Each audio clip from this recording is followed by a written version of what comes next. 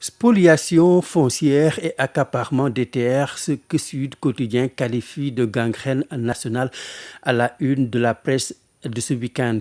Marche contre les injustices sociales foncières, rouge de colère affiche enquête. Lequel journal qui rend compte de cette marche d'hier après-midi, marche pour dire non à l'injustice sociale, pour dire reprend Sud que les problèmes liés à la gestion du foncier ne sont pas spécifiques à la région de Dakar. Oui, car si le littoral et la zone des Niayes font l'objet de convoitises, il est aussi à signaler que le reste du pays n'échappe pas à cette boulimie foncière. Du littoral dakarois en passant par Mont-Roland et Ndingler, le front du non s'élargit selon enquête et dans la plupart des cas, pointe Sud Quotidien, des hommes politiques sont ouvertement pointés du doigt dans la spoliation foncière. Les politiques, justement ceux de l'opposition qui font la une ce samedi de l'Observateur, absence du terrain politique, l'intrigant silence de l'opposition souligne ma consoeur de futurs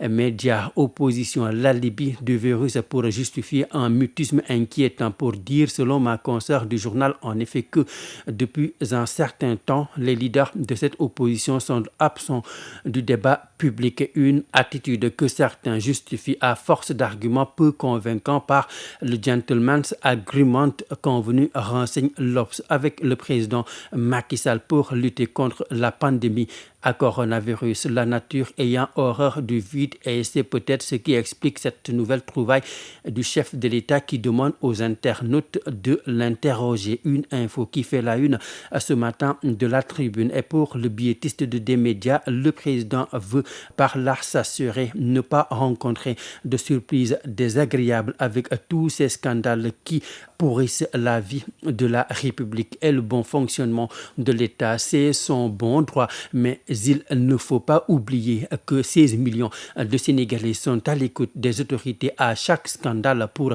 savoir quelle sanction sera prise, conclut la Tribune. Et puis un véritable coup de jarnac. Enquête reparle de la fermeture des frontières de l'Union européenne et annonce de gros nuages dans le ciel international, parce qu'en ouvrant ses frontières à des États dont le Maroc, l'Algérie, le Rwanda et non au pays de l'Afrique de l'Ouest, Bruxelles montre, explique Moramar, que pour la relance de son économie, en tout cas les sentiments vont être mis de côté. Justement, application de la réciprocité par le Sénégal à la fermeture de l'espace Schengen. Pur du purée, indique en une source à Le Journal, qui nous explique en effet qu'au moins 2 compagnies aériennes ont pu reprendre leurs activités à la IBD depuis le 15 juillet. En d'autres termes, précise à source à côté pile, on invoque des vols cargo, et côté face, ce sont de réels vols commerciaux.